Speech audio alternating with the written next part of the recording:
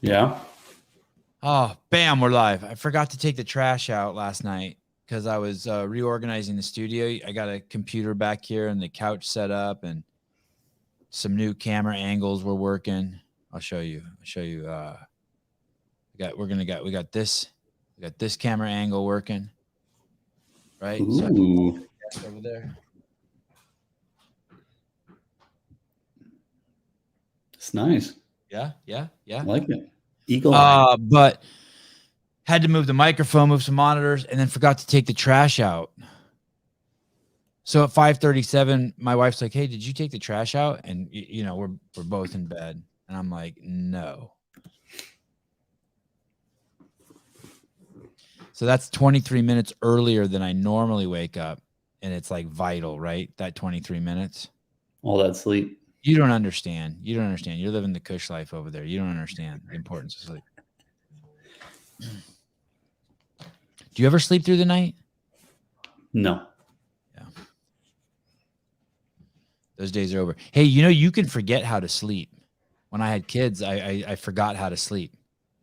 Really? Like, Yeah, what do you mean by that? God, I don't know what I mean by that. That's just, why are you asking the hard question? Like it's hard for you to fall asleep? Like you couldn't just like get yourself to sleep? Not fall asleep, I guess. But you have this habit to be just on like super alert. Oh, I get what you mean. I don't like to have like if the heater goes on in the middle of the night, I wake up. Yeah. Anything, you know what I mean? like anything changes in the sounds that are going on in the room, you're awake. Yeah. Yeah. And so I wonder if when you get back home, if you'll have to and it was just because we had babies, because you're always like on alert. I wonder if you're going to get back home and you will have forgotten. I feel like I definitely will not sleep as much as I used to. Before I left. Yeah. I think before I left, I was sleeping like 8-9 hours a night. Now I'm like lucky if I get 6. Yeah, exactly. I force myself to nap. I just force myself. I'm like if I start to get tired and what I'll do is I'll start eating when I'm tired in the middle of the day, like nuts and stuff. Yeah, I start eating just shitloads of nuts until I don't feel good. So I've been telling myself. I mean, this has been going on for years now. But then I'll tell myself, hey, just go lie down, and if when you get up you still want to eat, you can eat. Yeah, like a 20-minute nap and quick reset. Exactly. And I set my alarm for 21 minutes to force myself to for some reason that puts some pressure on me I fall asleep faster. If I don't set that alarm, I'll lie there and I'll just like entertain thoughts. But if I know I only have a 21-minute window and I give myself that 1 minute, that's like to lie down, take my socks off, organize the pillows. I smash a pillow on each side of my head so it plugs my ears, and then I put an eye pillow on. It's incredible if you put a pillow on either side of your head, how much sound it muffles. Incredible. I always have the issue that like it starts making I can hear my heartbeat. And then And I can't, that won't let me fall asleep. Yeah, I hear and feel my heartbeat. It lulls me. It lulls me to sleep because I just listen to my heartbeat. Excuse me, Zeke. Good morning. Hey, good morning. How you doing? Can you hear me? Yeah, awesome. Great to meet you, brother. Thanks for doing this. No problem. Thanks for having me on. I'm also I can't tell if if I should clean my ears or not. Do you use Q-tips, Zeke? I do. Yeah. I'm actually addicted to them. Yeah, they're addicting, right? Yeah. I'm trying to break the habit because it doesn't make sense to me that I'm like, am I pushing the shit in or am I taking stuff out? And I love it when I get wax on them. I look at them. I'm like, yeah.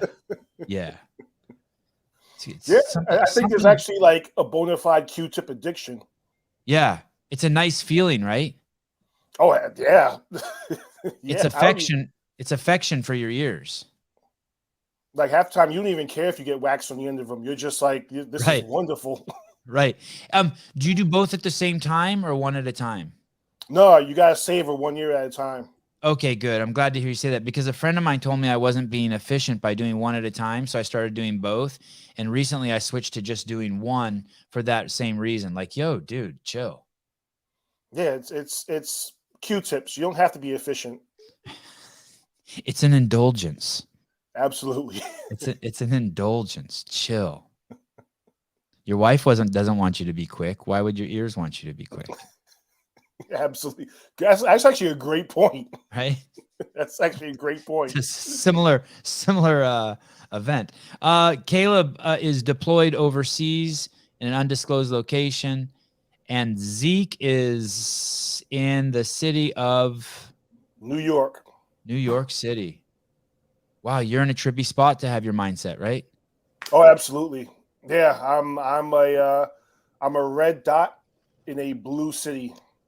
And you are a police officer. Right, but I'm actually all through the state. I just happen to be based in around the city area. And what does that mean? Like in California, we have something called California Highway Patrol, or I guess maybe we have sheriff. And are you a marshal? No, I well, for just to protect myself, I can't really name my my organization, but yeah, we work all through the city. Yeah, all through the city and all through the state. And you, when you say police officer, for those of us who are ignorant to it, meaning you went to a police academy, you can write tickets, you have a gun, you have a car with the lights on top. Absolutely. I'm not writing anymore. Say that last thing again. You broke up. I don't do much ticket writing anymore. That's okay. Just not. I've never been fond of that, and I'm thankfully in a place where I don't have to do it anymore. So I'm happy for that. You wear a bulletproof vest. I do. You apprehend bad guys. Yes. Okay. I had to come up with a couple other things since you weren't giving tickets. I needed to give you a few more tests. Zeek, where were you born? By the way, I want to say this too. By the way, I found you because I interviewed Xavier DeRosa on my podcast, who I know you're very fond of, and Absolutely. he works out at a CrossFit gym about 90 miles north of me, where the executive producer of this show also works out and owns that gym. And when I was researching him, I came across you, and I'm like, oh, I got to get Zeek Arkham on. Yeah, Xavier's actually a great guy. We sort of just ran into each other by mistake, and I interviewed him on my podcast, which you see right there. And he's got a lot to say. He's got a lot of information, and he and I hit it off pretty quickly. So yeah, I'm actually pretty fond of Xavier, and I wish him all the best. Yeah, I love hearing the journey, and I can't wait to hear your journey of how you got to that rock between your ears, how you got your rock and my rock, how they've come to think the same way, and if you were always like that, especially living in New York, and I'm in California, and I'm in Santa Cruz, California, so we're in two places where it's not the popular way to perceive the world. Oh no. Well, actually, I was born in Queens, New York. I was born right around where, if you've ever seen the movie Coming to America, yep. I was born right in that area. Okay. And you know, I didn't come from conservative people. You know, my mother was a strict Democrat. Me too. My father was actually a what do you call him? A black Israelite. Okay. Well, I don't know, what is that? He's a Jew?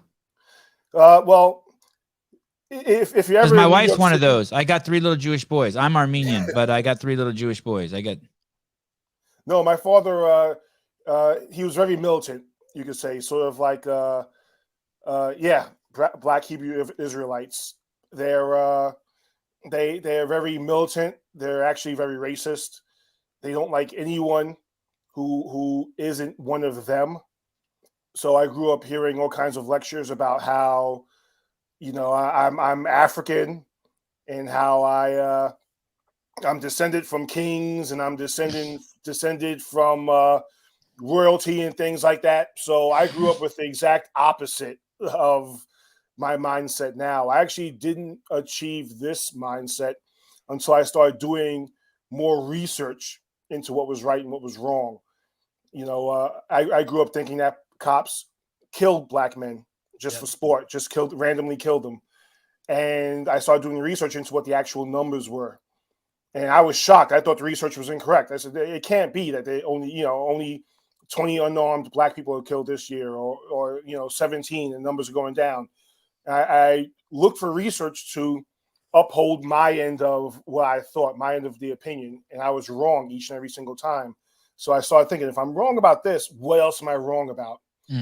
And like Xavier, I red-pilled myself. The more I started looking into research, and the more I started reading, and the more I started looking at different authors like Thomas Sowell, I found myself being corrected over and over and over again.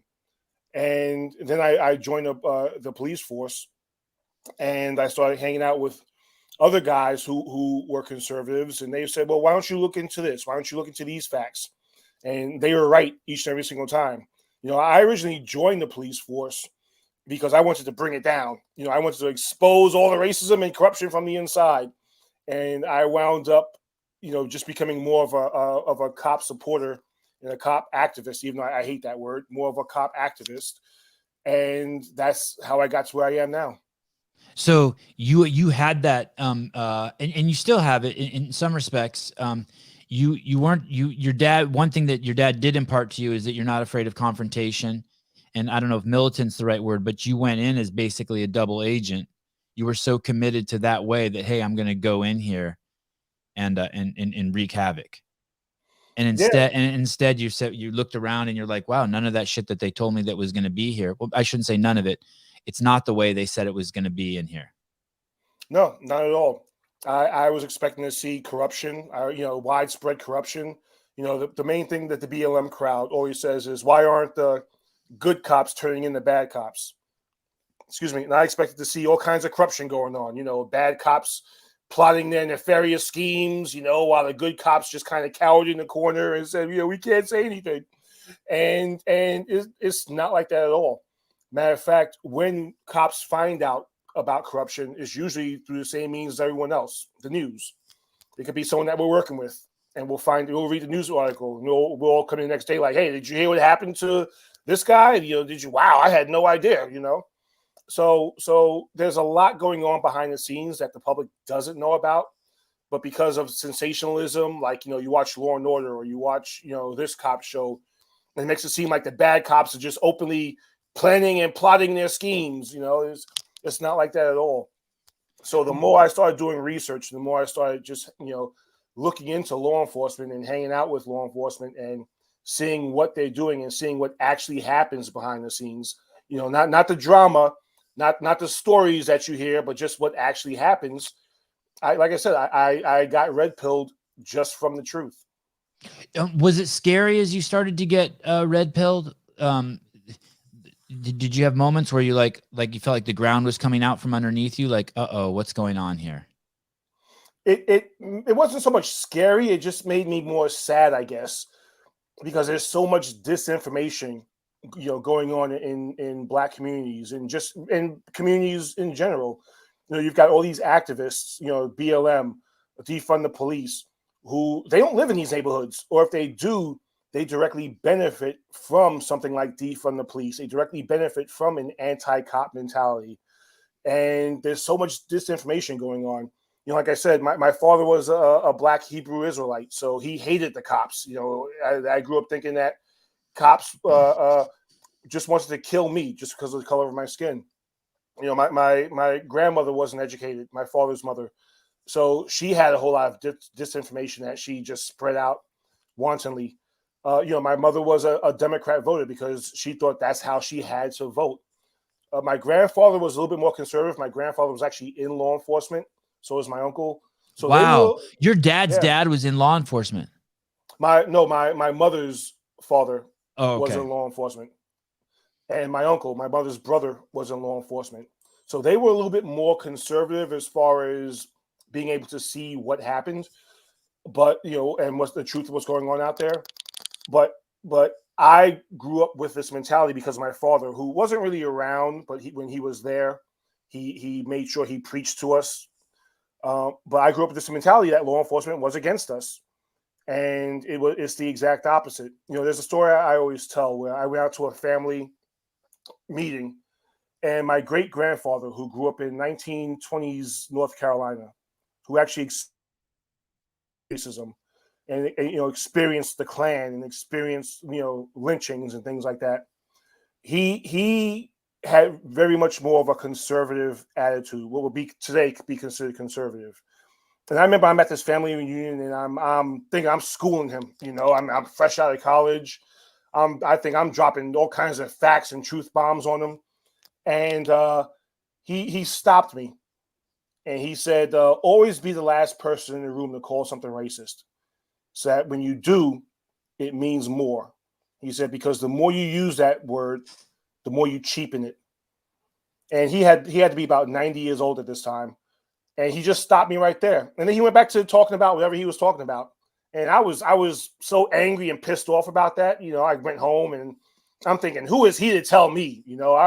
I'm college educated. I just graduated. And then the voice in the back of my mind went, "Hey, dummy." He experienced bona fide racism. He experienced the Klan on horseback. He experienced seeing his friends being lynched.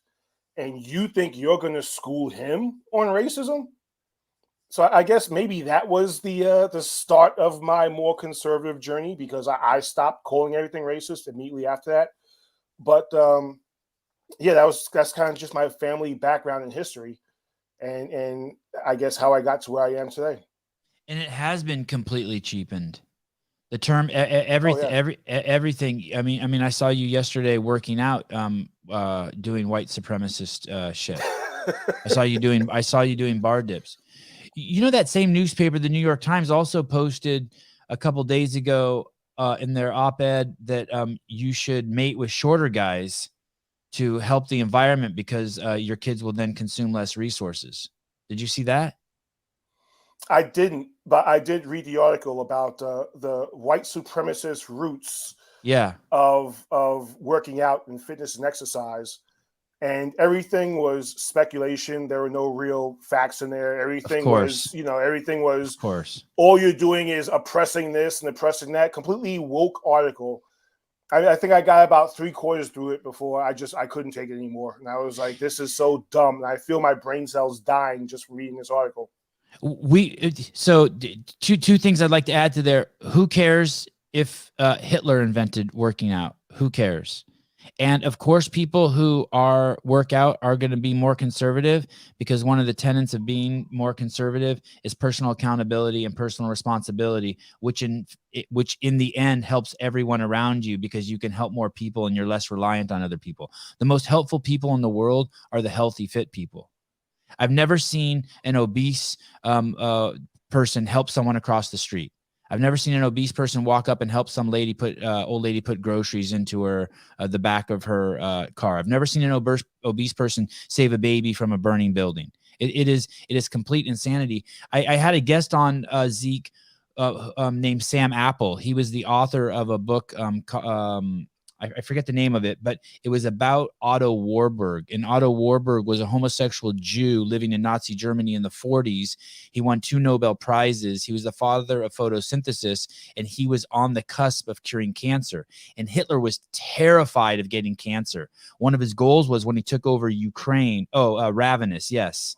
The reason why they call the book Ravenous is he's the one who discovered that cancer cells consume sugar at a ravenous rate. And still to this day, we inject sugar into people's blood. And if we see a part of their body that's consumed, the cells are consuming a lot of sugar, that's where we know the cancer is.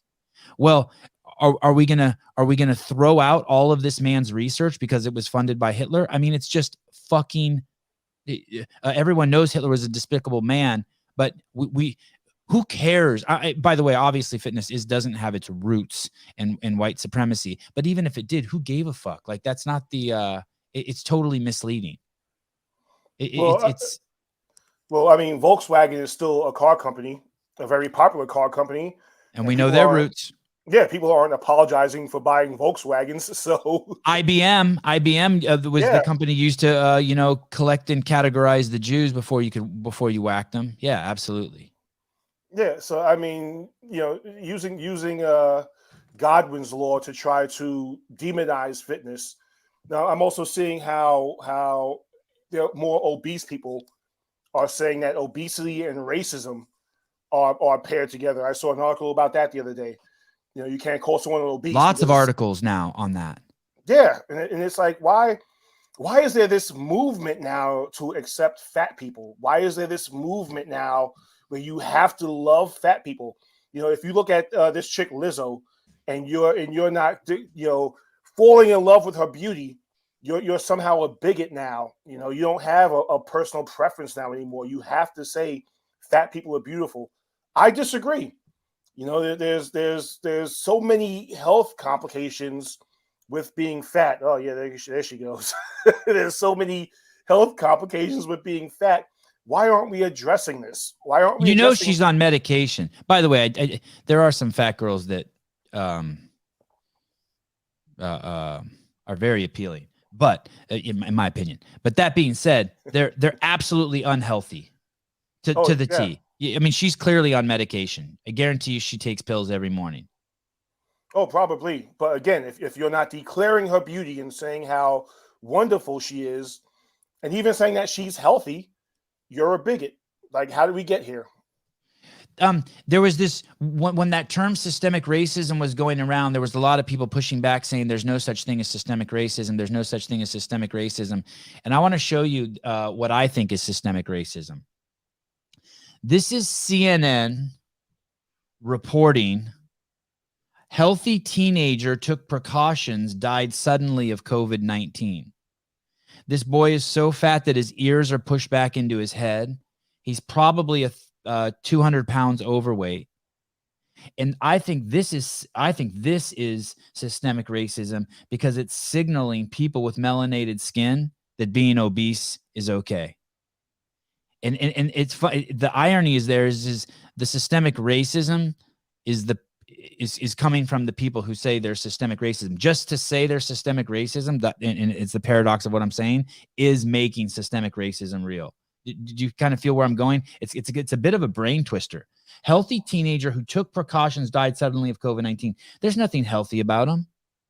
Not one thing. He was going to die next week of a heart attack anyway. Well, I've always said, if I ever want to experience true racism, I'll simply tell a white liberal that I'm a black conservative, and they will be way more racist to me than anything. Just even on my Twitter page, and Xavier said the exact same thing. I get DMs daily of someone calling me the N-word or calling me a coon or calling me an Uncle Tom just because of my view. Daily, either in my DMs or they'll put it in the comments somewhere. But and I've always said, you've got people like Joe Biden who says something racist almost on a weekly basis. Yes, yes, he does. How come they don't see that? Well, I was going to say that, they excuse his racism and they excuse all the stuff he says, but then you've got me calling it out. Yeah, but I'm the coon. I'm the Uncle Tom. I'm the one that Harriet Tubman would have shot. Meanwhile, I'm saying, listen, this is racist. He's saying this. He's saying the quiet parts out loud. Like I said in this post, he's not even hiding it anymore. None of them are. When you've got white liberals that go around going, black people, they can't get ID. They can't. Like Joe Biden said, they're not smart enough to be able to use the computer the right way. I'm calling this out, but it's excused by quote unquote black leaders just because they think he's going to do something for them. We're approaching $100 billion that he's given Ukraine now. He hasn't done a thing for any black community. BLM hasn't done a thing for any black community. Yet you've got these quote unquote black leaders who continue to support both of these. They support Biden. They support BLM. Why? But that's what I'm saying. It makes me kind of sad because there's so much disinformation and people want to keep themselves asleep. Everybody wants to say, oh, I'm woke. No, you're not woke. You're asleep. You're putting your head down and you're willfully ignorant. And that's the biggest tragedy of it all. I was raised in the Bay Area, and the thing is, what the Democrats here tell themselves is that they're being nice. So, and they couch it in that they're being nice and that they're being helpful. oh, these poor Latinos, they need our help. We need to, and these poor melanated people, they need our help, and we need affirmative action so more of them can get into college. Now, let's say that were true. Don't call it, the mistake is that they call it affirmative action. Be like, hey, we're going to be racist. We're going to take some seats away from the white people, and we're going to save them for people with darker skin. Like, at least it would be honest, and we could all make a fair opinion. But instead, they couch it all in their being nice. The same thing is true with the gender affirmation. Oh, the 7-year-old wants to cut off his penis. Let's give them what they want. There's no contextualizing. There's no risk assessment. Nothing is being put in place to be honest about what's going on. I don't know that I really do think that's what the Democrats think. Being that I was raised with those people, they think that they're being nice. And the second you call them out on their being nice as being racist, they become militant. They just go on the attack. Well, I've said that, listen, I grew up in a 1-bedroom apartment in the middle of a crime-ridden neighborhood. Siblings? Yeah, I had 2 younger brothers. And, it was basically my mom doing everything because my father decided that fatherhood was a part-time job at best. Mm-hmm. So my mom had to work, while she was still trying to take care of us and go to school and hold down a full-time job, still came home and took care of us and tried to, as best she could, to try to move us out of that neighborhood. I went from that to owning my own home, having my own family. My daughter goes to a school where she's learning how to read better than I ever did growing up. So there's progress. There's a lot of forward progress going on. I don't need anyone's help. I don't need anyone to treat me like I'm their pet. I don't need anyone to look at me and feel sorry for me or my circumstances or what I went through or how I grew up. I'm taking care of it on my own. Frederick Douglass was one of the first people to say, let Black folks stand on their own. You don't have to help them out. You don't have to treat them like pets. And if Black folk fall, let them fall, but let them get back up also. If Frederick Douglass was saying this back in the 1800s, why do we have woke liberals now saying, oh, I have to help them. We have to help them. We have to use our white privilege to help them. No, leave Black folk alone. Let Black folks stand on their own. I have a 7-year-old daughter. She has. Congratulations. Thank you. She's 7 going on 12. Mm-hmm. But she doesn't even really know what a penis is yet. All she knows is she plays with her friends. They run around and they have fun with each other. They're not thinking sexually. It's all adults putting this on children. 100%. It's all adults dragging them. So dragging them, no pun intended, to drag shows. Yep. And having drag queens gyrate in front of children. When did we come to a point where now drag queens are forcing themselves on children and saying, you have to accept this? Why do we have a drag show story hour, directly targeted towards small children? They're not doing this for teenagers. They're doing this for small children. The indoctrination and the grooming, because I say it, grooming. The grooming is happening. And unless we fight back against this as parents, as adults, as conservatives, it's going to get much worse. It's a misnomer. 2 things, going back to what you were saying at first. The problem isn't so much that people are trying to help Black people. It's that they're not helping them. You're hurting them. It's a misnomer. You're giving, San Francisco has universal basic income for single islander women, single Black women, and transgender people, meaning they just get a paycheck no matter what. Wow. They're part of a new program. Yeah. You're not helping anyone do that with anything by giving them a steady income from the government. All you've done is make them reliant on the government and not have ambition on their own. Well, Bill de Blasio, the absolute genius that he is. Sorry for what a all horrible that man. What a horrible man. Horrible man. Horrible man. I could go on and on about him. The burger fries thing was insane, by the way. The burger fries thing was insane. That was so cringy. And I don't know who talked him into that, but they need to be fired and banned from ever having any kind of consulting job ever again. But he instituted something. We have a school here in New York, Stuyvesant High School, which is a very elite school. It's city owned, but it's one of the most elite schools. It's probably the most elite school in the city. And he instituted a program because high school, Zeke. It's a high school, but he instituted a program because so many Asian kids were achieving and coming to the school that he cut off the amount of Asian kids that were getting accepted, and he started putting more Black students in there and more Hispanic students in there, just to put them in. Just that in his words, he could Stuyvesant High School could reflect the demographics of the city.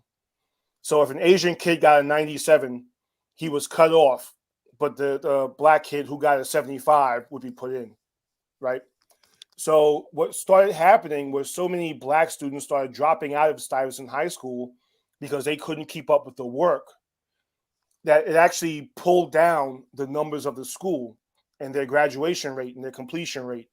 So now you had this elite high school, which was being tarnished because of all the dropouts and all the incompletions in the school.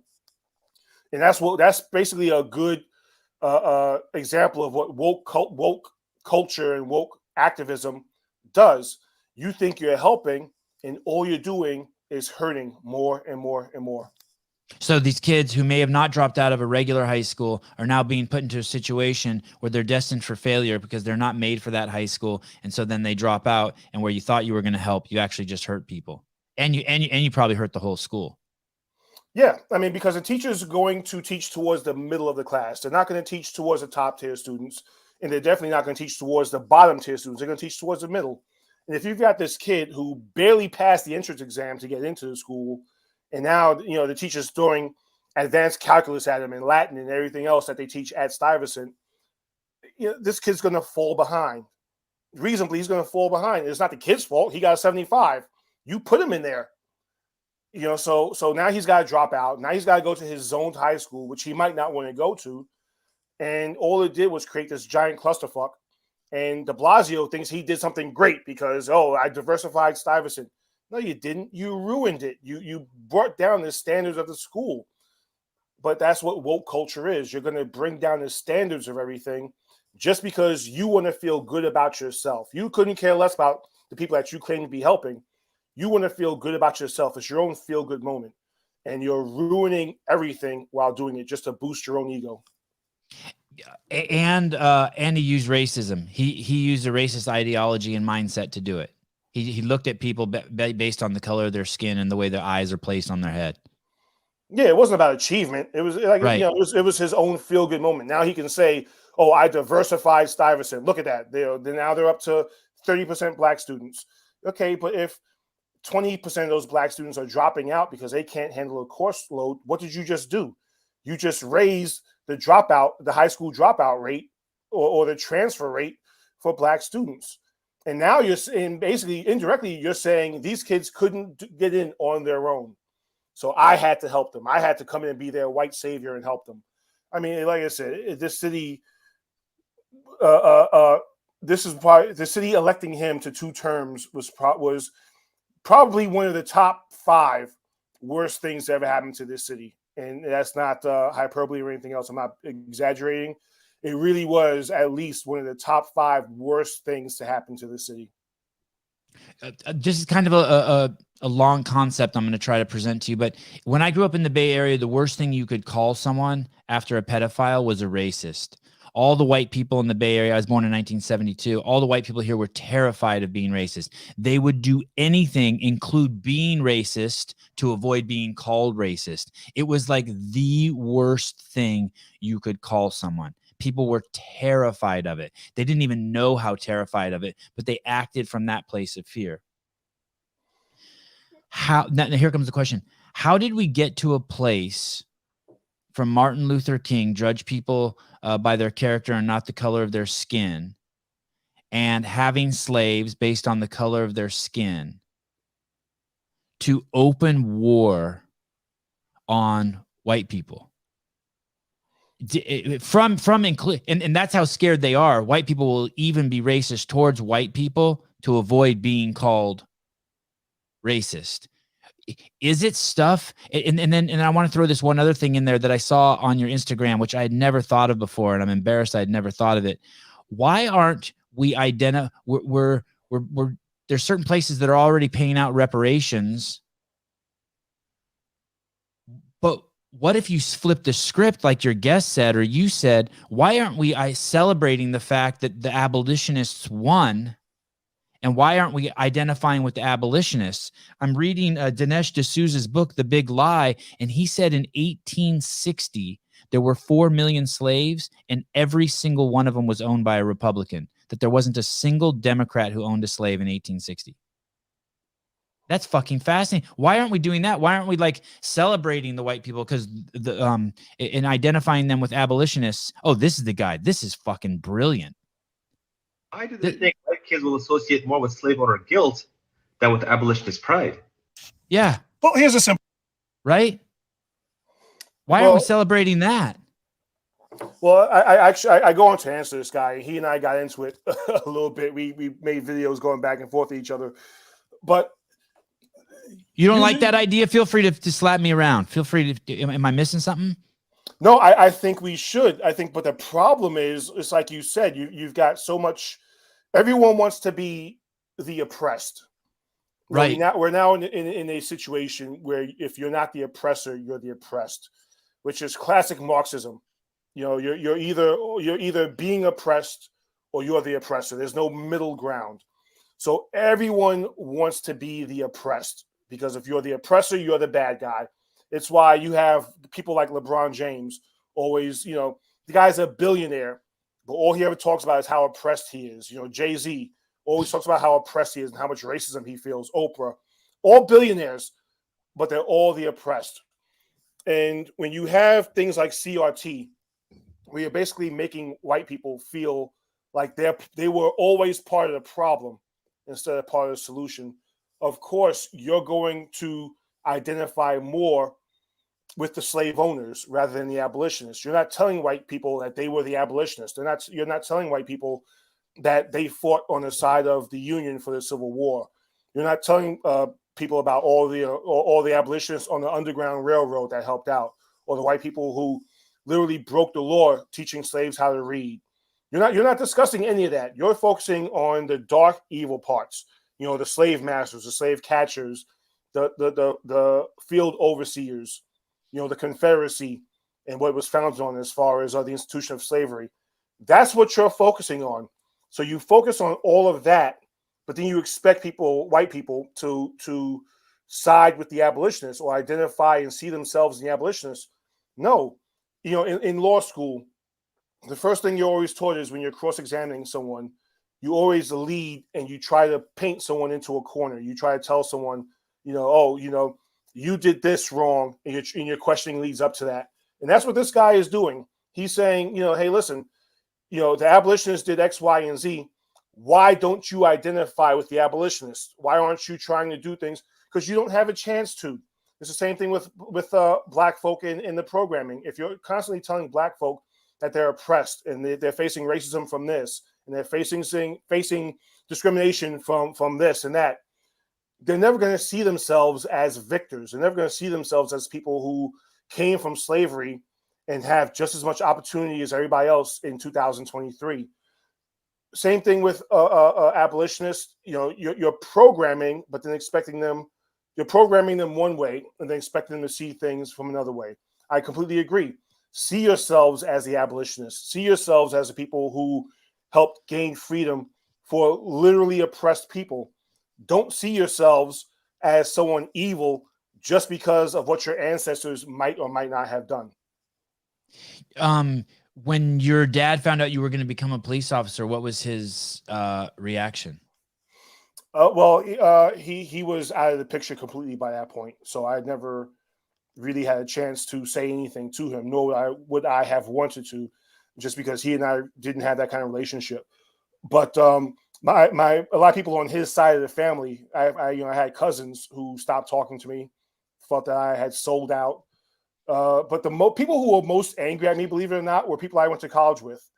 Again, white liberals who I went to college with, who expected me to do something else. I could have been anything else except a cop. I sold out to policing. I sold out to law enforcement. They were more angry than anyone else. I lost a lot of friends from college who I thought were good people who are now angry at me. But that's you're painting people in a certain corner. They're not acting the way you want them to act.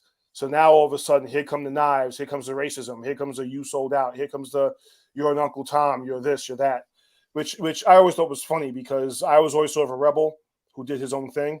So I guess me becoming a cop was the most rebellious thing I could have done as far as my father's side of the family is concerned.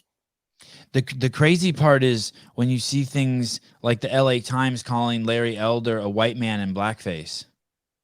Well, they also just openly in their paper. It's like, holy shit. Well, didn't someone also dress in a gorilla suit and throw bananas at him? So but probably. Yeah. So I mean, like I said, the woke white leftists are the most racist people I've ever encountered.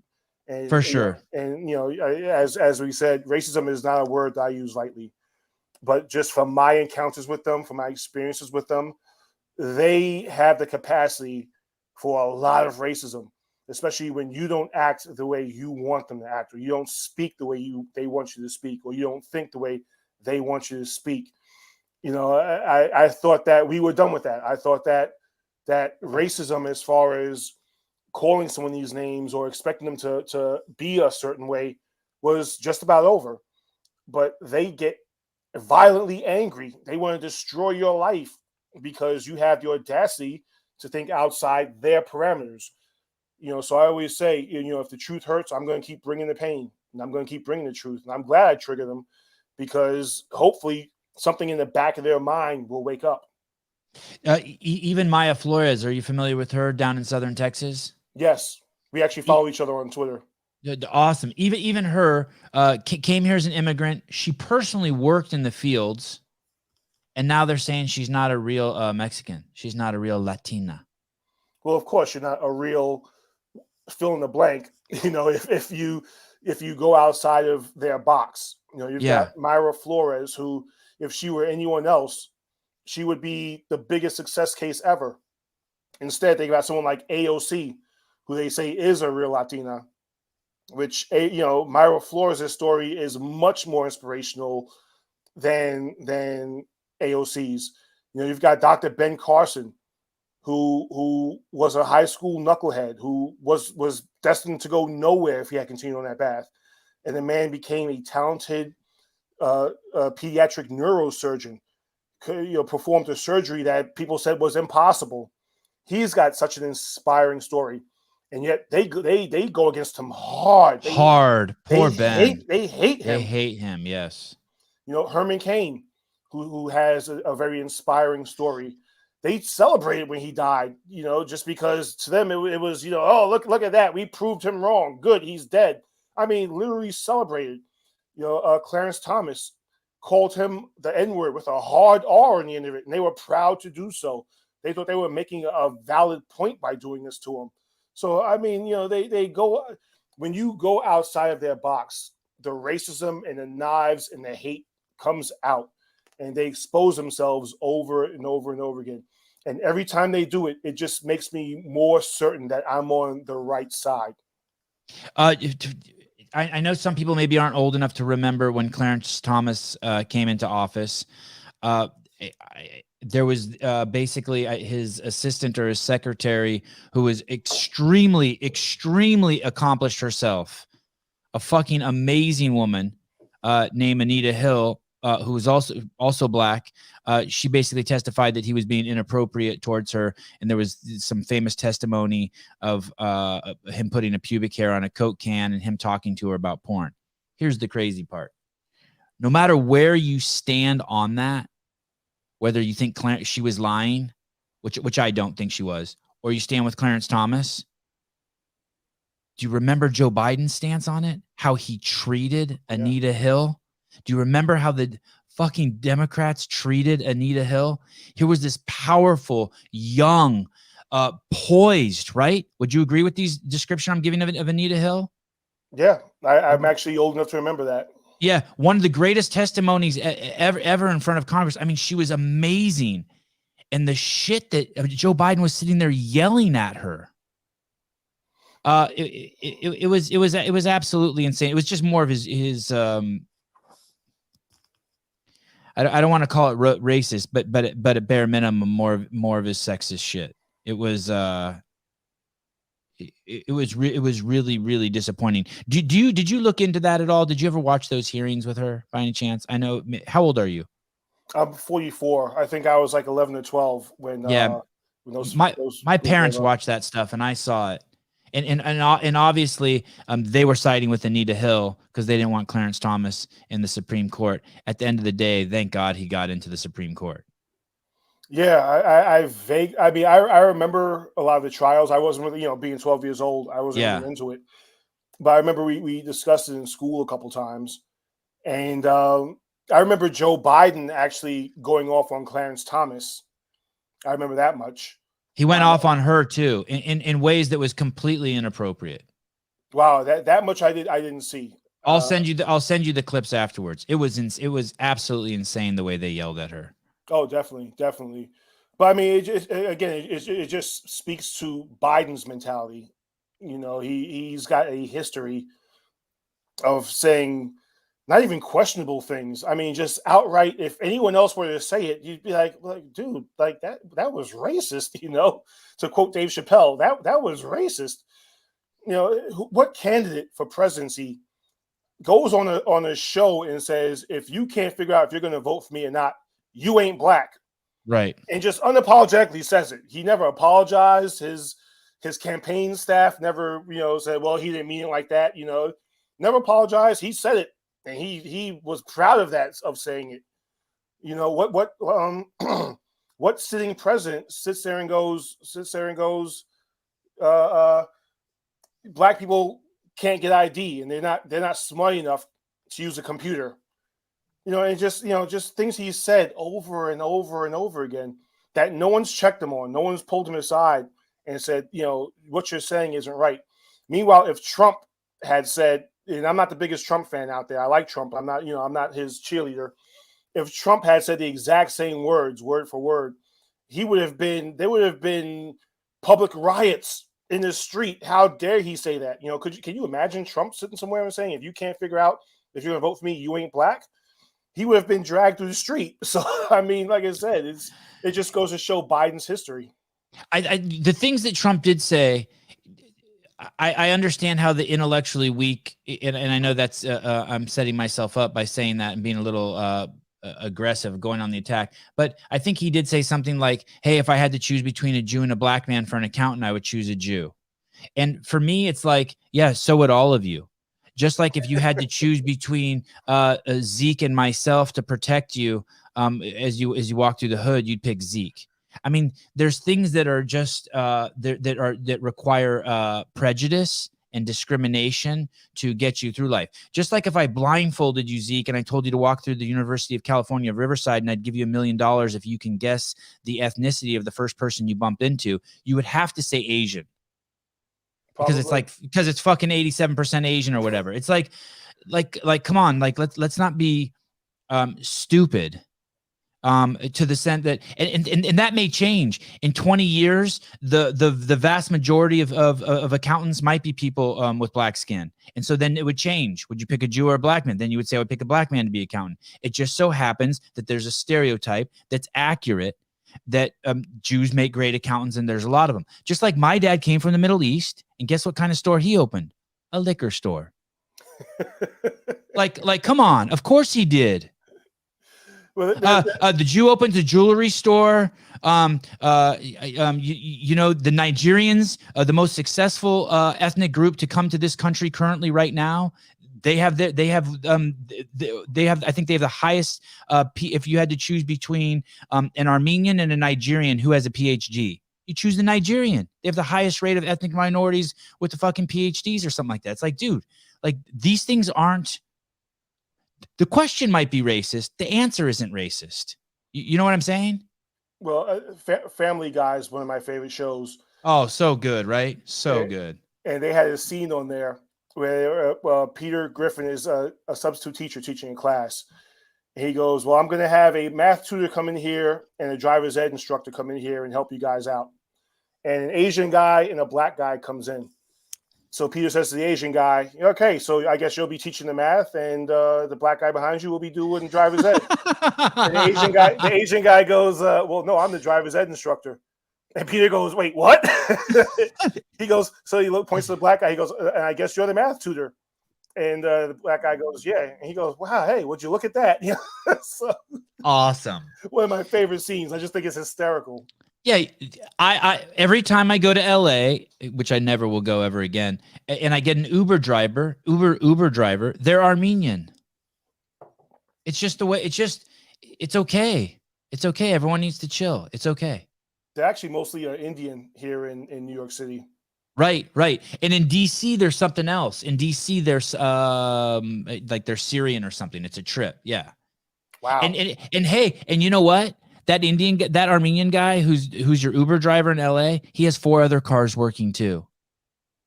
Okay. You know? Yeah, you know what I mean? And same with the Indian guy, I'm sure in New York. They're hustling.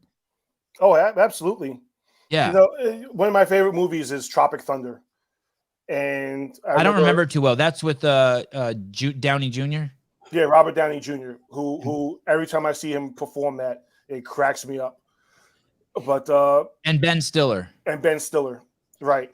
But they did an interview recently and they said, would that same movie be made today in 2022 last year? And every actor said, no, we wouldn't be able to make that movie today because of woke culture, between, just apologizing for everything. You have to tiptoe around people's feelings. Why? What's in the movie? I don't remember the movie. I just remember it was. It was like over the top comedy. Yeah, he's right? Laughing. He knows. What was in the movie? Downey, pull up the something. Robert Downey Jr. plays a black guy in the movie. Oh no shit! Yeah, that probably went completely over my head. But he does such a great. To me, he did such a great job, and I laugh every time I see it. Yeah, see, he's right there. He did such a. Oh shit! Wow, that's amazing. That's Robert. Yeah, but wow. but the movie makes a good sort of subtle point about white actors playing different races. So he's such a in this movie he's such a method and character actor that they cast him as a black guy, and here he is playing a black guy. Is it supposed to be absurd in the movie too? Definitely. Yeah. It's all satire. Yeah, it's satire. He's definitely a white guy in the movie. But he's a white guy playing a black guy. I'm the dude. Oh God, I gotta see that. Disguised as another dude. Exactly. Yeah, it's such a good movie. But it wouldn't be able to be made today because they tiptoe over everyone's feelings, and they were just complaining about Avatar. Yeah, I mentioned that. What's the complaint of Avatar? Everyone's blue in that. Doesn't that get you a pass on everyone? Shouldn't everyone be happy? White people playing indigenous characters. Indigenous to where? Exactly. They're aliens. Are you fucking kidding me? Not joking. I'm not. Yeah, no. It's actually like a real thing where they're saying that Avatar is hidden racism now. So is that what critical race theory is, when you view the world and you view everything through the lens of you are racist, and so you view the whole world as everything is racist? Like you walk into Whole Foods and you're like, okay, 13% or 16% of the United States is black, and there's 10 lanes here, so that means 1.6 lanes need black checkers. Is that what critical race theory is? Yeah, basically it is. You're just doing that everywhere. It's basically just viewing everything through a lens of race. Like I kid you not, my father would actually. He was one of the he sort of. Aren't we one race? Are we using the word race wrong? Sorry to interrupt you, Zeke. What? No, it's right. They're like you see here, they're upset because this indigenous tribe in the movie has a couple of white people voicing it, so they think that that's somehow racist. Shouldn't they be happy? Their voices, accents, and actions, mannerisms, visually through the motion capture technology further reinforce the idea that Navy are based on people of color. Despite being the residents of Pandora, the Navy only exists to further the plot that is central to the... Oh, wow. And this is going back to the Biden comment. Yeah, honestly, because basically, like, if you have certain mannerisms, one of them is to only vote Democrat. You have to have all these mannerisms to be black. Honestly, I watched the first movie. At no point in my mind I ever think that only Native or black people or brown people or whatever should be voicing them. I saw the movie. I saw they were blue. To me, they look more like cats than anything. Yeah. And at no point do I ever think race or but you've got this woke crowd who they see race in everything. Like you said, my father.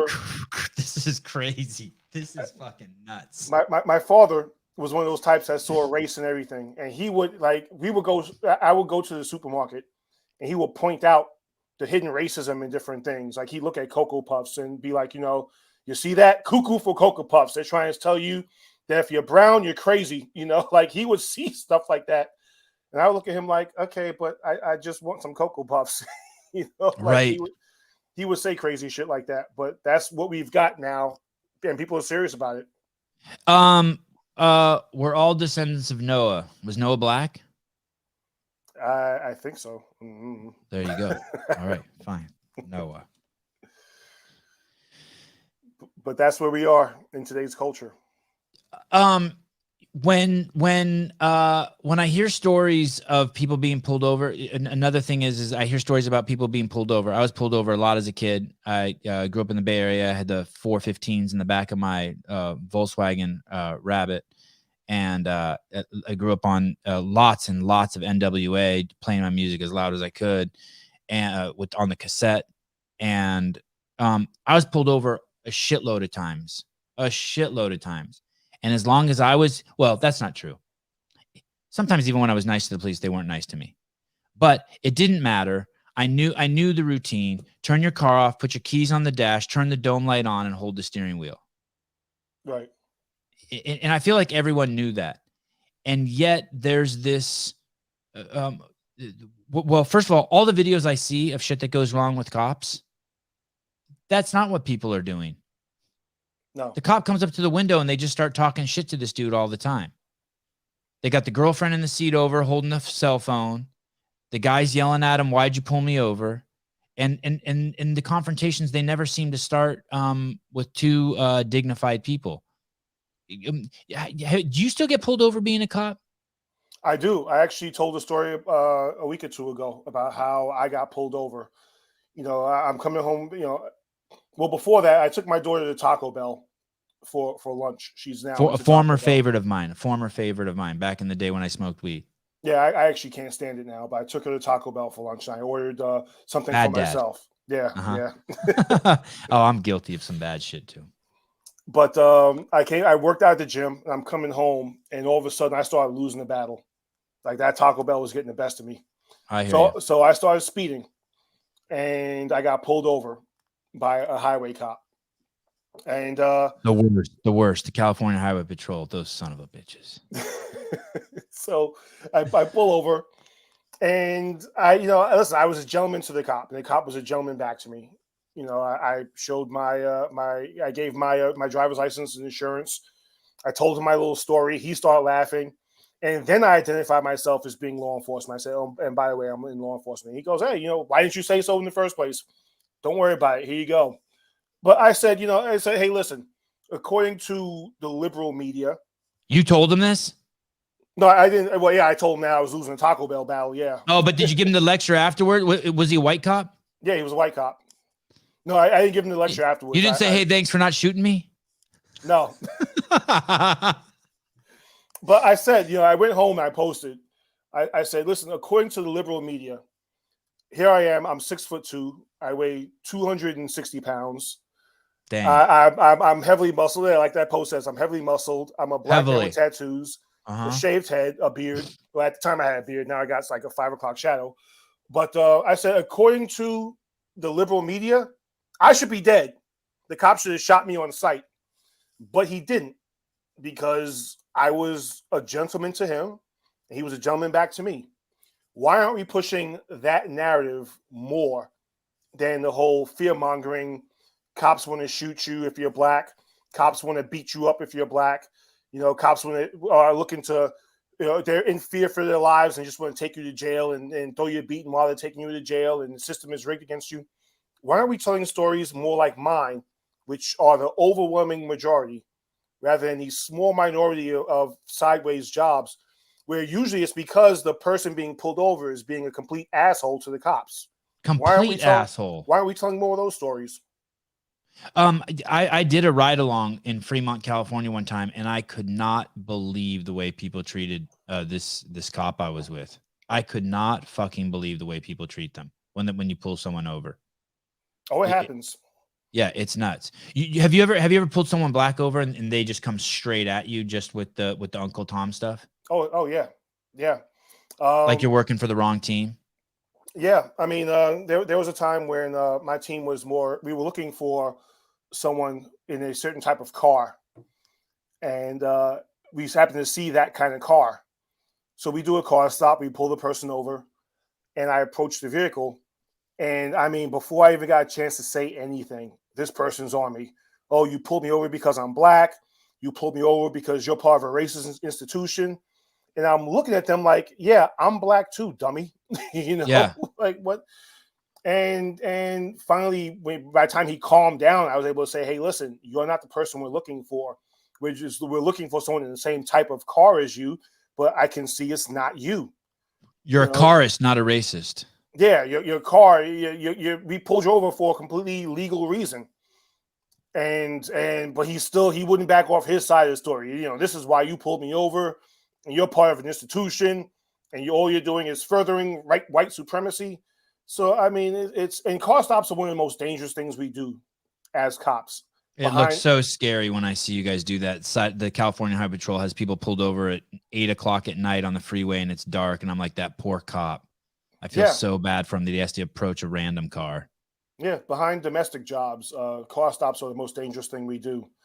So if a cop has a heightened sense of awareness as he's pulling someone over, you got to give him that. I tell people on the show all the time. Well, especially because I have 3 kids. So cops to me are like bees. So there's these bushes in my yard. A couple times a year, they're full of bees. I stay away from those bushes. Those bees are really, really important what they're doing. I also have 100 fruit trees on my property. I need those bees. I stay away from those bushes. I fertilize them. I water them. I need those flowers on those bushes. I need all of that. Every cop I see, I wave to, I smile. If a cop's behind me in line somewhere, I always buy a $10, always, even if I'm hurting for cash, I buy a $10 voucher. And as I walk by him, I say, thank you for his service. I know it's coming back. I don't, this is going to sound horrible, but like, I don't care what they do to someone who's driving around my neighborhood high on meth and alcohol, because I have 3 kids who ride tricycles in the street. Those people, I have no tolerance for those other people. So once you have something you value in your city, once you care about something more than yourself, you will put a premium on police officers. Trust me, for everyone out there, you will put a premium on police officers because your tolerance for anything that could hurt your children will go out the fucking door. Regardless of what happened with George Floyd, if he was driving in my neighborhood, I would hope a satellite from space would have shot a laser at his car and killed him. Because I can't have someone high on fentanyl, meth, and alcohol driving around my neighborhood. I can't. Well, that brings you back to what I was saying about the woke activists. Right. They don't live in these neighborhoods. They have no connection to these neighborhoods. They're doing this to feel good about themselves. They couldn't care less if crime goes up in these neighborhoods. They couldn't care less if people are getting shot and killed. They couldn't care less if drug dealers are on the corner selling even more drugs now because they feel empowered. They're doing this to feel good about themselves. They're doing this because they want to say, I did this for these people. If it weren't for me, these people wouldn't have this. This is my accomplishment. It's completely selfish. And the more people realize this, the more people wake up to it, the more woke culture and these woke activists will be less relevant. Now they're doing this because they feel empowered. They think they're on the right side of history. You keep hearing that, oh, I'm on the right side of history. No, you're not. You're doing this because you want brownie points for yourself. It's completely egotistical, and I just want more people to see it. What about the fact that after George Floyd happened and there was the whole defund the police movement, which was absolutely fascinating to me and terrifying. What about the fact that they still can't see that homicide rates for the Black community skyrocketed because police officers were told in almost every city in the United States, stop engaging people. Do not engage anyone and only go to calls. I mean, that's true what I'm saying, right? That was the police officers in my town were given the order, do not engage. Zero engagement. And I have friends who are police officers who've told me many stories where during this time period, someone would pass them on the freeway at 85 miles an hour. They would turn the lights on. The person would slow down. They'd see it's a Black person and just keep going. Like, fuck that. We're not engaging. Now you have cops who are hesitant, who are second guessing themselves, who saying, you know what, this isn't worth my pension. I'm not gonna get jammed up. I'm not gonna get fired for doing my job. So I heard there was a lady in the park. There was a lady with a black lady with a box knife swinging it around. And my friend said that normally they would have just gone over there and engaged her. They said they parked from fucking 200 feet away and fucking just watched her. No, like, I'm not going over there and she swings the box knife at me and I have to fucking shoot her or hurt her and someone catches it on a cell phone. So they just let her swing a box knife around in public. I believe it. Yeah. That sounds realistic to you. Yeah, I believe it because, you have politicians now making law after law against law enforcement and law after law. I mean, here in New York now, if someone is under the age of 12, this went into effect on January 1st. If someone is under the age of 12, they basically can't be arrested for anything besides murder. So seeing as how I used to work in gang, I know gangs start recruiting very early. They start recruiting around 8, 9, 10, 11, 12.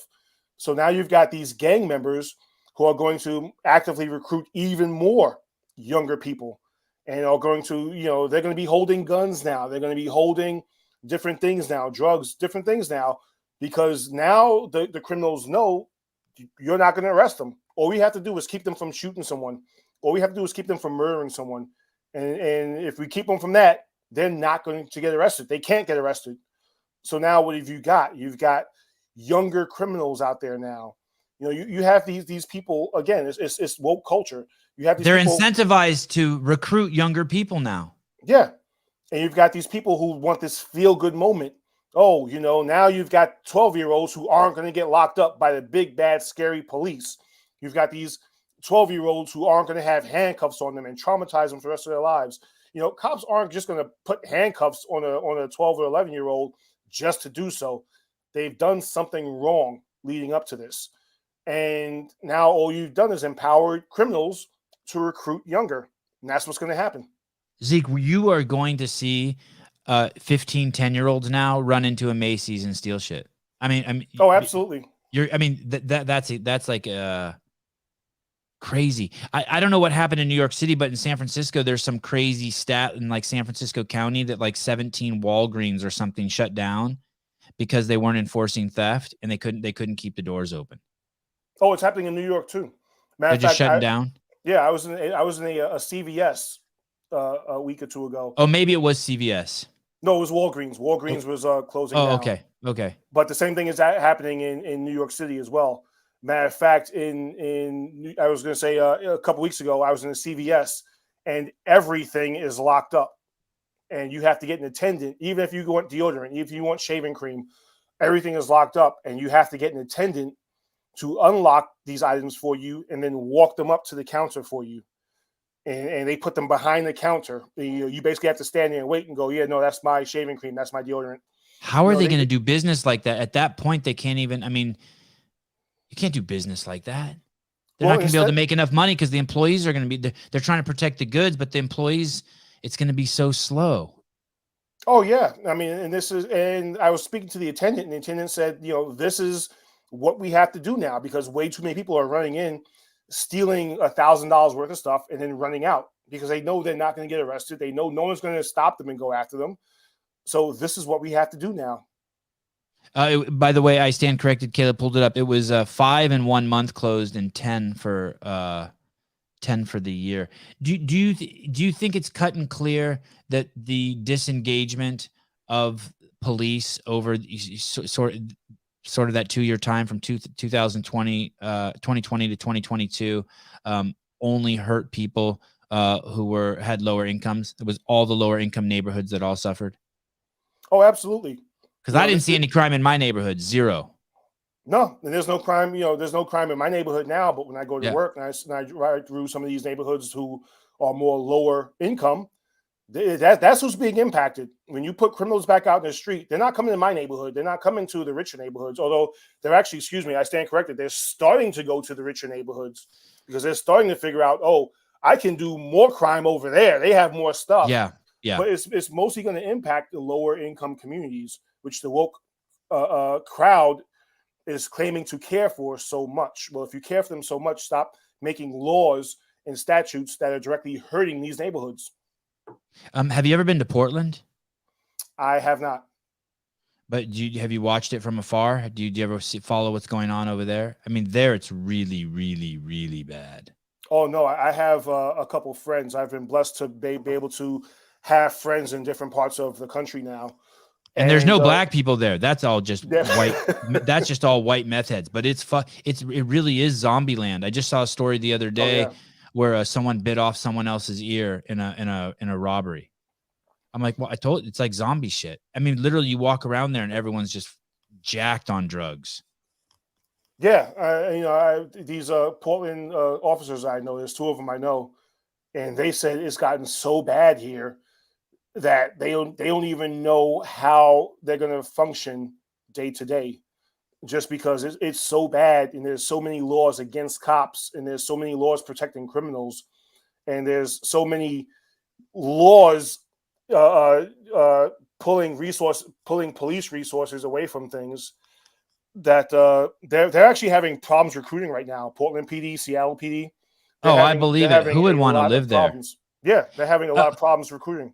A gruesome fight at the last stop of the Blue Line in Gresham left a 78-year-old man seriously injured with his ear chewed off and his skull exposed. I've been telling you guys for years, because I used to go to Portland a lot. It really is like the zombie apocalypse there.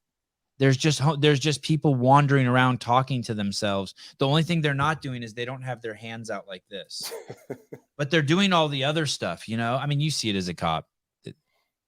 The gnashing of the teeth, the heads fucking bobbling around, the yelling and screaming at themselves. Oh yeah, no, it happens here in New York. If you go through Times Square, you see open drug use. You see people laying out in the street. It's like zombies there as well. But instead of actually trying to fix the problem, they want to just put a Band-Aid on it and say, hey, we're going to just move. So they're not really in the public view, but they're still there, But then, it gets to a point where it's like, okay, well, when do you get fed up with what's going on? When do you start voting differently? And is that going to happen, you think? I don't think so. I mean, here in New York, Kathy Hochul got elected, and she's done a horrible job as governor, and which everybody can see and everybody can recognize. But they didn't vote for Lee Zeldin because he's a Republican, and solely because he's a Republican. So, I mean, you have these identity politics going on. And how close was it? Is it close at all? It actually was pretty close. Lee Zeldin got a lot closer than a lot of people thought he would. I mean, listen, a lot of people were optimistic about him winning, myself included. But, a Republican running in New York State, he got a lot closer than a lot of people thought he would. And, maybe that's a sign of the tide turning. Maybe that's a sign of more voter engagement. But he should have won. The debate in New York showed that he should have won, but he didn't. And so for the next 4 years, the state's screwed. When did you decide to start speaking out publicly, and were you nervous about your job? Well, honestly, I never planned to really speak out the way I was doing. I just sort of started posting on Twitter, and people started flocking to what I was saying. And I put a couple of videos up, and everyone sort of agreed with what I was saying. I mean, as far as my job goes, I'm not going to lie. It's always in the back of my head if I'm going to get in trouble for some of the things I say. Not that I'm being hateful, but just the fact that I'm not going along with the approved script. I'm not for drag shows for kids. Right. I'm not for gender reassignment for 7-year-olds or 4-year-olds or whatever the age is now. I am a Christian. I have traditional Christian values. I'm not going to compromise that for anything. So in the back of my mind, do I worry about that every now and again? Sure. But I also feel like someone's got to speak out against this, because silence is nowadays is definitely akin to compliance and akin to agreement with what's going on. And I don't want it ever to be said that I could have said something and I didn't. The conundrum here, the irony here is we're not supposed to be judging people by the color of their skin, and yet this team really needs you because of the color of your skin. This team being, and is that hard? Do you realize that? Do you realize that how scary it is for so many white people, and that when they hear, like, they may even think that they're going crazy, like, am I a bad person? I like, but then they see you speak up and they're like, holy shit, thank you, Zeek. Like, you put it into perspective for them and they're like, okay, I get it. Like, do you see that role of yours? It's so important that you're a black man, and yet that's the thing that you're pushing up against it. Like, hey, it doesn't matter what skin color I am. Well, yeah, I do have as many DMs as I get calling me a coon and Uncle Tom. I get many more DMs saying, thank you for speaking out. You're saying what I want to say, but I can't say because I'm a white guy, or, because I'm not this or I'm not that. But do you ever write back to him, quit being a pussy? Do you ever just write back, quit being a pussy? No, I mean, every now and again I say, you know what, your voice is just as important. If you're going to have a discussion on racism, you need voices on all sides. You need white voices. You need black voices. I'm one of the people who truly wants racism to die. And with that, I'm not going to accept victimhood. I'm not going to accept I can't speak about this because I'm scared. So I tell people, your voice is just as important no matter what color you are. And if I'm speaking out about it and I'm putting my experiences out there, your experiences are just as important. And more people have started speaking out, and I'm glad to see that. I also love speaking out about cops and cop experiences, just to take a lot of the mystery out of it. Like I said, there's so much disinformation out there, and a lot of people have said, you know what, I didn't know this about policing until you said something. I've gotten plenty of DMs from cops all across the country saying, thank you for talking about this, because we try to say it and no one's listening to us, but you're saying it and people are listening. Thank you so much for talking about it. So, like I said, in the back of my mind, am I scared my job's going to come down on me sometimes? Sure. But the benefits just from people saying thank you so much make me feel like I'm doing the right thing. Isn't it weird too? Because you are so at the end, all you want is peace and equanimity and people to respect each other's time here on planet Earth. And yet, for some reason, I mean, like you said, nothing that comes across hostile or hating towards me. Nothing, zero. Matter of fact, it's the exact opposite. You came from a pretty strong militant background with your upbringing, and you flipped the script. And now you're out there helping society. And for anyone to think that would be bad, man, we live in some trippy times. Are you optimistic? Let me go back here. Are there any what's happening inside the Democratic Party or the Republican Party? Do you think that more and more black people are jumping ship? Like, I had a friend the other day who's a hardcore Democrat from West Virginia tell me, hey, you just have to vote Republican now, right? I go, yeah, because he knows me as a Democrat too. I'm like, yeah, you just have no choice now. He's like, they've just completely lost their minds. I'm like, dude, fucking they fucking hate kids, dude. It's open war on kids. Like, it doesn't matter. It doesn't matter what the fucking Republicans say now. You just got to vote for them because they want to protect kids. Do you see any exodus like that in the Black community? I think the Black community is in a very unfortunate situation right now because you've got the Democrats who take their votes for granted. Yeah. And you've got the Republicans who don't even try to get the Black vote because they feel like it's a waste of time. Really? Yeah. And I think that because your voice is so strong right now. Like a Black vote is like worth 100 white votes right now, in my opinion. Like it's just where we are. Well, I think if the Republican Party said, okay, hey, listen, we're not going to get the Black vote over the next election, or maybe even the election after that. Well, if we can slowly start turning the tide for us, we can undo what LBJ and the rest of the establishment Democrats did. It's not going to happen overnight. It's not going to happen over the next week. But if the Republicans made a concerted effort to really reach into Black neighborhoods and say, hey, listen, our goals are aligned. You want to protect your children? So do we. You want more benefits for the Black neighborhoods and communities? So do we. You want more educational opportunities? So do we. Here's how we're going to do it. Like I said, you're not going to get them all overnight, but you're going to start turning the tide.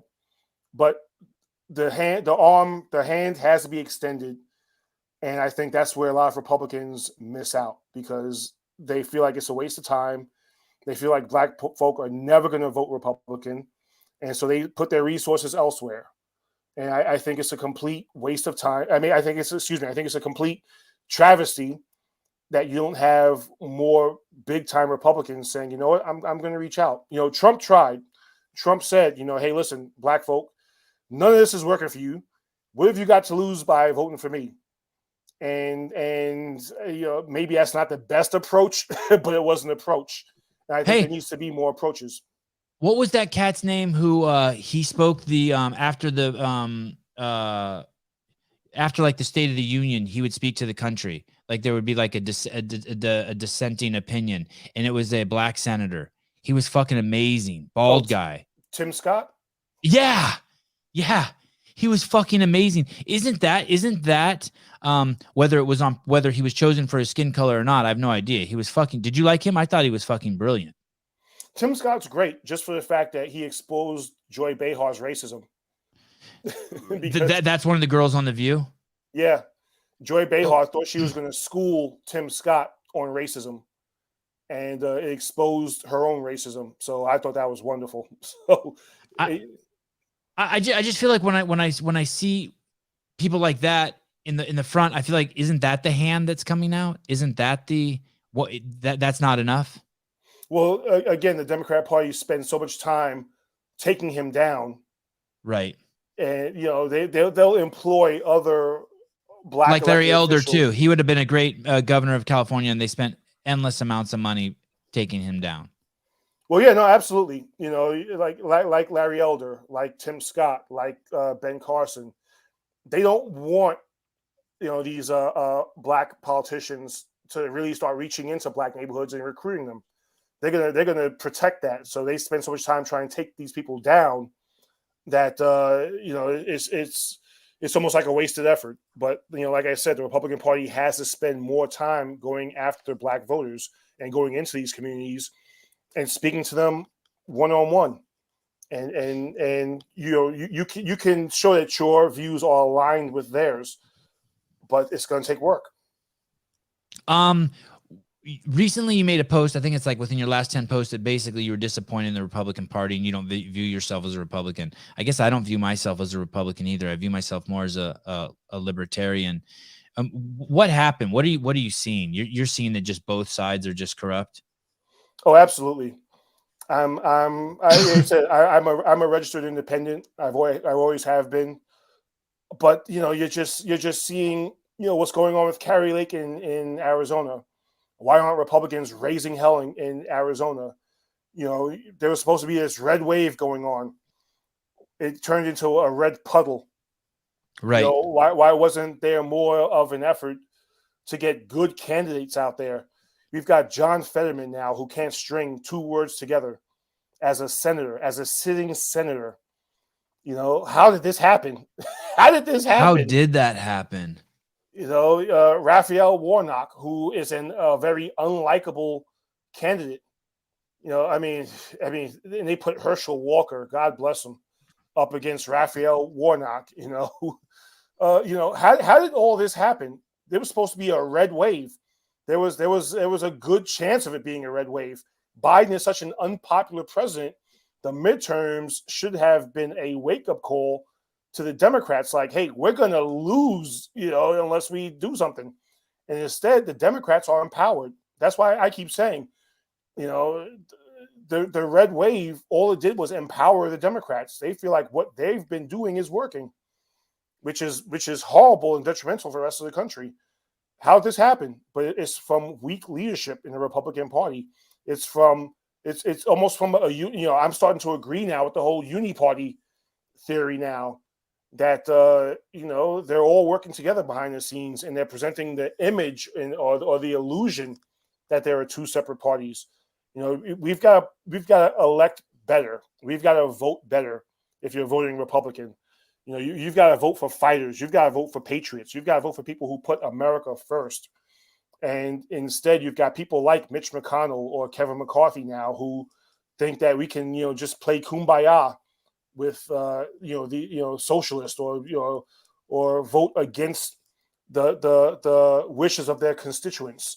You know, no, we need fighters, we need patriots, we need people who are going to put America first. We need people who are going to remember that they work for the people, not the other way around. We work for them. So yeah, I'm very disappointed, and I want to see what we can do to get better candidates out there. Head into my police job now. Catch up with everyone soon. Thanks, Jethro. Did you see what? Are you following this thing with Kevin McCarthy? What's going on? He moved into I saw this morning. He moved into the office, but he didn't get the gig yet. So now they're telling him to move out. What happened? Did they ever end up electing anyone yesterday? They didn't, did they? They didn't. So it continues today. The craziness continues today. It continues today at noon. And do you like Jim Jordan? Yeah, I like Jim Jordan. I like anyone who is going to hold the Democrat Party accountable. You know, no more billions of dollars to the Ukraine. You know, let them sort their problems out. You know, no more pork roll bills going through. You know, I think they've, you know, in this last $1 trillion bill they put out there, there's millions of dollars going towards, you know, just things that we don't need to be funding right now. You know, we're in a recession. You know, we're facing inflation. People are still trying to decide whether they want to put gas in their car or buy groceries. You know, why are we sending all these billions of dollars to Ukraine when we could be using that here at home? You know, just for Zelensky to come here and lecture us on why we should give him more money. And that was crazy. That was crazy. And how his wife is going on tens of thousands of dollars of spending sprees in France, and he's buying his mother a $1 million mansion. Why are we giving them all this money?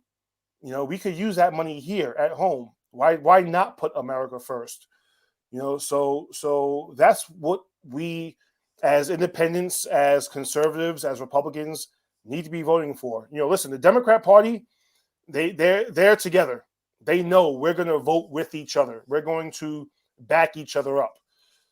That's not happening on the Republican side, and it needs to happen. It needs, you know, we need to put better candidates in there. We need to put younger, fresher candidates in there, and we need to do it now. Would you ever run for office? A lot of people have asked me that. Yeah. To me, it's a scary proposition. You know, I never say no, but it's something I'd have to really sit with my wife and discuss. And if you're going to be president, you got to be mayor first. You better get started. It's something, like I said, it's something I'd have to really sit and talk to my wife about and figure out. Yeah, I'll never say no, but it's a long shot. is it at work? Are you the black guy that the white guys can test their stuff out on? Like are they like they have these, they see like maybe they've worked with you for 5 years and they see what you're posting on Instagram or Twitter, and then they're like, hey Zeek, like they want to approach you with some ideas, or like they're trying to figure out where they stand on stuff too. And do you see yourself as sort of a chaperone or a bridge sometimes? Almost like your own little, like in your fiefdom, you have to play Martin Luther King, you know? Not really. Honestly, No. when I go to work, a lot of people don't know about my online presence. I mean, you've been on so many podcasts and I've seen so many news shows. Like, I couldn't fucking believe how many news shows you've been on. How many times they still don't know, huh? No, I mean, honestly, very few people who know me in real life actually follow me. And we all, it's more of a brotherhood when I go to work. We all, bust each other's chops. We're all talking about, our kids play with each other, whose house we're going to go to for a barbecue. It's much more of a tight-knit brotherhood. It's much more of a family. Just normal stuff. Talk about football. Oh my God, I saw, my kid, whatever, to tell kid horror stories, just shit like that. Yeah, just normal shit. Our wives you have a life away from this insanity. Yeah, our wives are all friends with each other. We're all friends with each other. Our children are all friends with each other. One guy, when I was going through training, I had an instructor that said, you become a family. Your kids play with each other. You sit at each other's house. You eat each other's food. You go to sit at each other's table for dinner. They become your family, and you fight for your family. And that's what I've been doing online. I don't know a lot of these cops in different states, but they're my extended family. So I'm going to fight for them. And when cops are wrong, I'll call it out. And when cops are doing right, I'll call it out. But I'm fighting for cops, and I'm fighting so that we have more of a voice in this world. Man, your community is so lucky to have you. You're a cool dude. Thank you. Are you having any more kids? But my wife and I have one. That's something we discuss a lot. I don't know if it's going to happen. What do you think about cell phone for your daughter? How old will your daughter be when you get her a cell phone? 35. No. Perfect. Yes. No, she has an iPad now. She plays Roblox, and all she does is talk to her friends on Roblox. And then my wife, is always telling her to get off the Roblox, and she argues with my wife, but we want to talk to each other. So she's got her own little social circle already. Yeah. My niece already has a cell phone. And how old is she? She's my daughter's age. Wow. She's a week older than my daughter. So she already has a cell phone. I'm telling you, it is I don't say this lightly. I'm suspecting that giving a child a cell phone is like giving your child cigarettes, heroin, and weed and alcohol. I swear to God. Wow. I think it is. I'm not saying you can't survive it, but I'm saying it, especially for boys, not for both. If you could, man, I've been hearing more and more stories about this correlation between kids who are successful and healthy in their mind. And someone just DM'd me this morning, and they said, yeah, basically my daughter's 17 years old. She's completely committed to transitioning to a boy. And I fucking completely blame social media. They said, yeah. And of course she has some mental issues, but I told my kids they couldn't get cell phone until they get a blue belt in jiu-jitsu. That's got to be like when they're 18, if they're lucky. No, thankfully my daughter has a really good head on her shoulders. And my wife and I are very involved in everything she does, so we'll be able to head off any bad influences. I've always, I trust we're both very involved in her school. We both know who her teacher is. There's no indoctrination going on from the school or the teacher, so we're happy about that. Thank you for your service, Zeek, and thank you, Sevan, for giving police officers a platform to share their perspectives. Yeah, awesome. Thank you, Justin. Thank you. Yeah. All right, man. Thanks for all your time, Zeek. It's great meeting you. if there's ever anything I can do for you, let me know. You're a treasure to humanity and to this country. So thanks for everything that you're doing, brother. Thanks for having me on. I had a great time. This was a great experience. Awesome. Anytime. And thank you. Thanks for having me. And run for office. Peace. Peace. Thank you.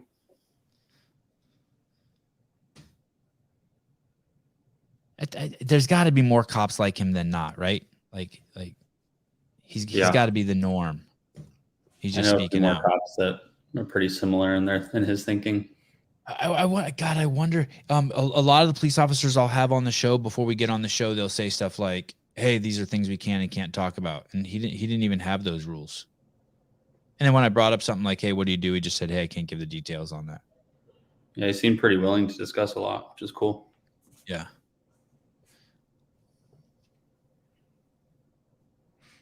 Nice area. Yeah, I'm pretty excited. I think I'm going to use I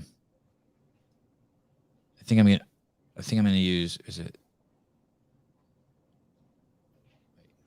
Am I looking at this camera now?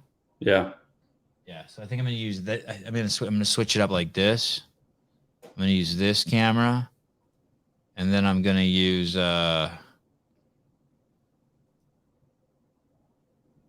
where is that? Oh yeah, this one. So I think this is what the show is going to look like this afternoon. And then there'll be one more camera. See that? So it'll be like this. I like it. Yeah. God, it took forever to set up last night. I hated moving my office around. Sousa helped me. So it'll be like that, like that. I mean, he didn't come over here and help me. He just sat on there, and it'd be like this. And then I could see, and I could see the comments over there. So I could pull up the comments if people want to make comments. Perfect. And I'll have my first live guest on the granny couch. I don't think I ever realized that that's like a single couch. I always thought it was longer. I don't know. I don't know. What do they call that? Like hold on. Let me go over there and sit on that, and I'll tell you. Let me change the audio here to. Okay, can you hear me? Yeah, I can hear you. Okay, look it. I'm gonna go over here and sit on it.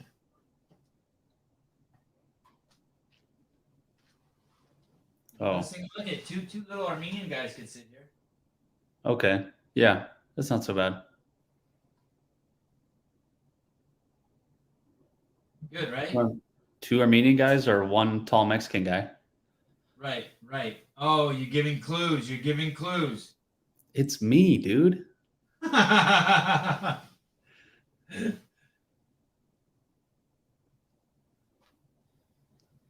I'm the live guest.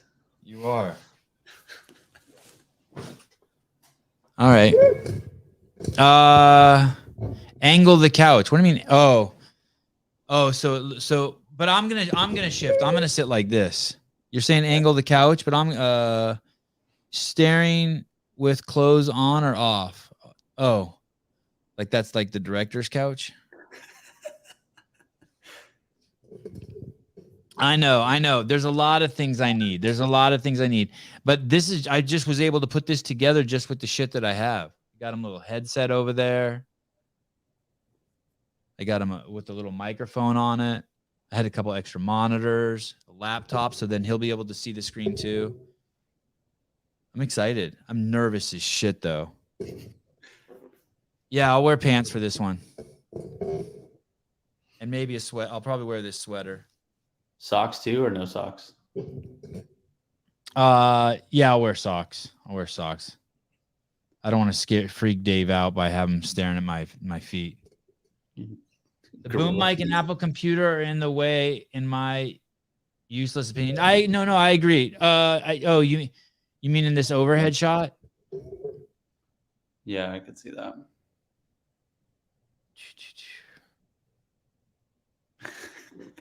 Sure you have socks on.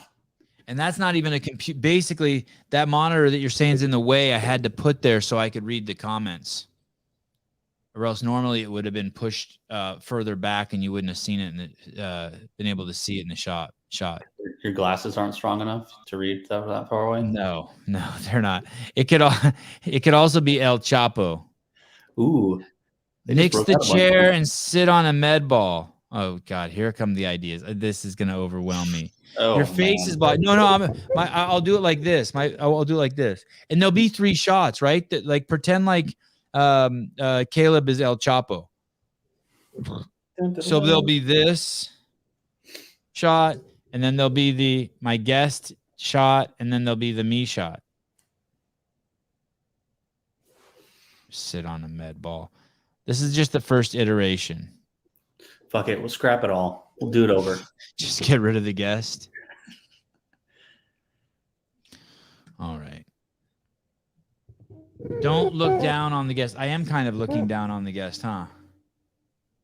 Oh, yeah. This is like a power position. I'm higher. That's nice. Good. I like that. Nice. Yes. Another good guess. Another very good guess. Nicole Carroll. You need to make Dave uncomfortable to give yourself the upper hand, like a floating flood. I just want to get through this. This is just an experiment. I just want to get through it. All right. Oh, now the wrong camera. Now I'm just all fucked up. How do I? Cameras are all messed up. Bam. There we go. Okay. Now I'm back at home. It's your second live with the guest, just your first in the studio, and you did the live face. Oh no, the one at the ranch wasn't live. That was the one at the ranch wasn't live.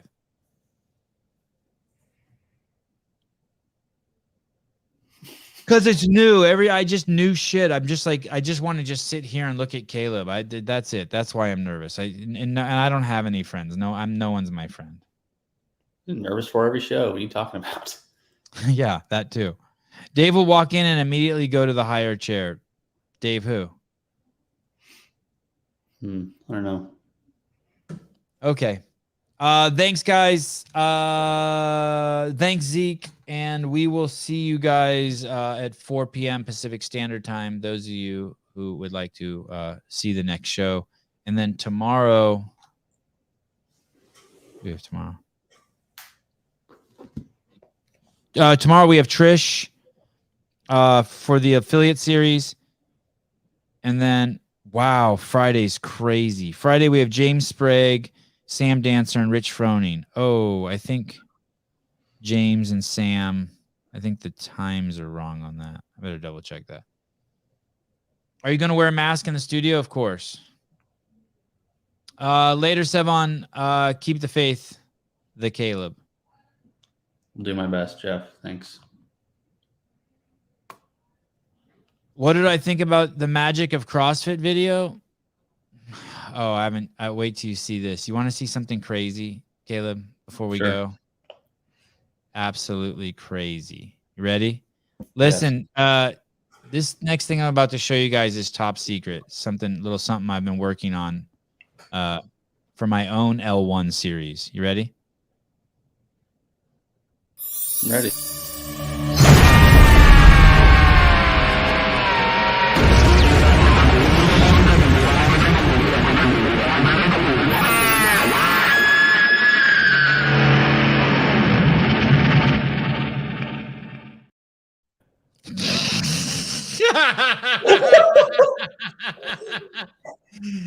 Oh shit.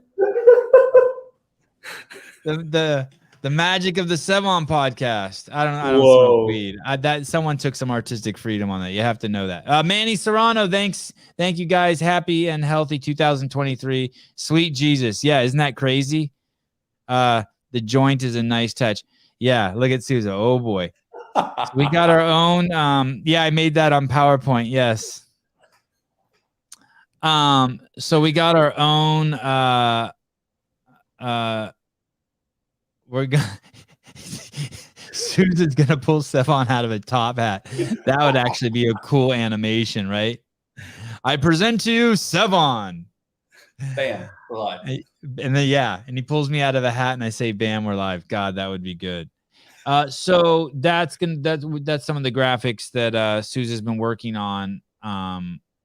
For we're doing our own level 1 Magic series. Yeah. So now you guys got a little taste of where we're going.